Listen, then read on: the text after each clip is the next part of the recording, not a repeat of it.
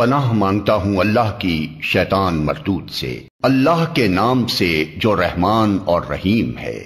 تم نے دیکھا ان لوگوں کو جنہوں نے اللہ کی نعمت پائی اور اسے کفران نعمت سے بدل ڈالا اور اپنے ساتھ اپنی قوم کو بھی ہلاکت کے گھر میں جھونک دیا، یعنی جہنم جس میں وہ جھلسے جائیں گے، اور وہ بدترین جائے قرار ہے۔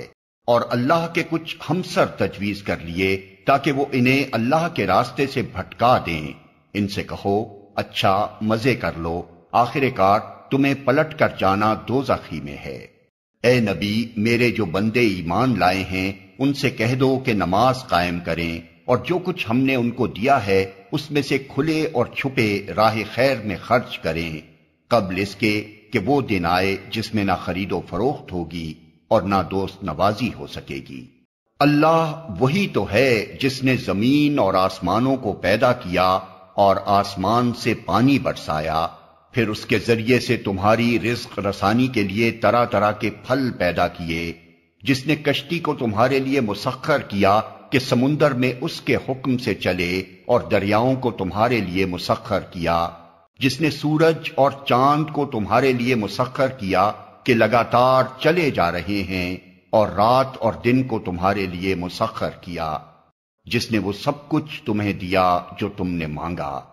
اگر تم اللہ کی نعمتوں کا شمار کرنا چاہو تو کر نہیں سکتے۔ حقیقت یہ ہے کہ انسان بڑا ہی بے انصاف اور ناشکرا ہے۔ یاد کرو وہ وقت جب ابراہیم نے دعا کی تھی کہ پروردگار اس شہر کو امن کا شہر بنا اور مجھے اور میری اولاد کو بت پرستی سے بچا۔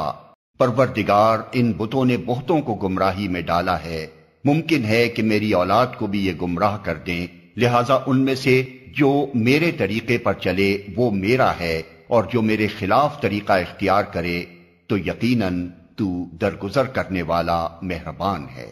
پروردگار، میں نے ایک بے آب و گیاہ وادی میں اپنی اولاد کے ایک حصے کو تیرے محترم گھر کے پاس لا بسایا ہے۔ پروردگار، یہ میں نے اس لیے کیا ہے کہ یہ لوگ یہاں نماز قائم کریں، لہٰذا تو لوگوں کے دلوں کو ان کا مشتاق بنا اور انہیں کھانے کو پھل دے، شاید کہ یہ شکر گزار بنے۔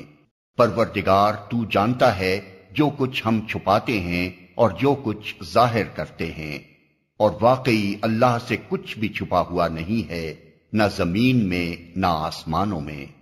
شکر ہے اس خدا کا جس نے مجھے اس بڑھاپے میں اسماعیل اور اسحاق جیسے بیٹے دیے۔ حقیقت یہ ہے کہ میرا رب ضرور دعا سنتا ہے۔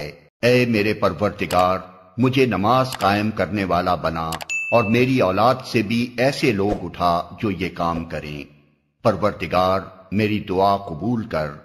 پروردگار، مجھے اور میرے والدین کو اور سب ایمان لانے والوں کو اس دن معاف کر دیجیے جبکہ حساب قائم ہوگا۔ اب یہ ظالم لوگ جو کچھ کر رہے ہیں اللہ کو تم اس سے غافل نہ سمجھو۔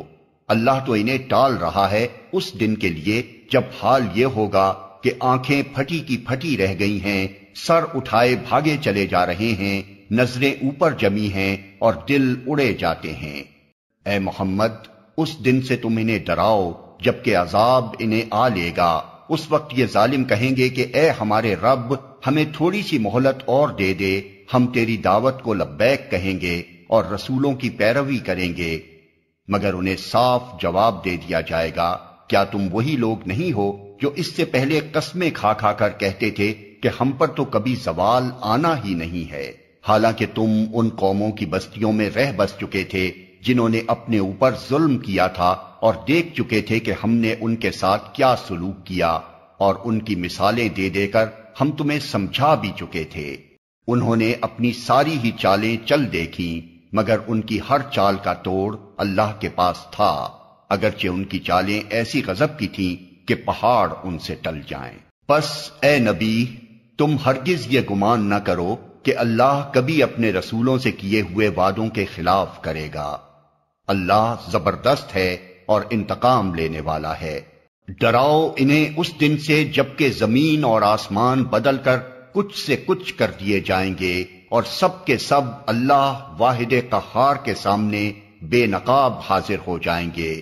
اس روز تم مجرموں کو دیکھو گے کہ زنجیروں میں ہاتھ پاؤں جکڑے ہوں گے، تارکول کے لباس پہنے ہوئے ہوں گے، اور آگ کے شعلے ان کے چہروں پر چھائے جا رہے ہوں گے۔ یہ اس لیے ہوگا کہ اللہ ہر متنفس کو اس کے کیے کا بدلہ دے گا۔ اللہ کو حساب لیتے کچھ دیر نہیں لگتی۔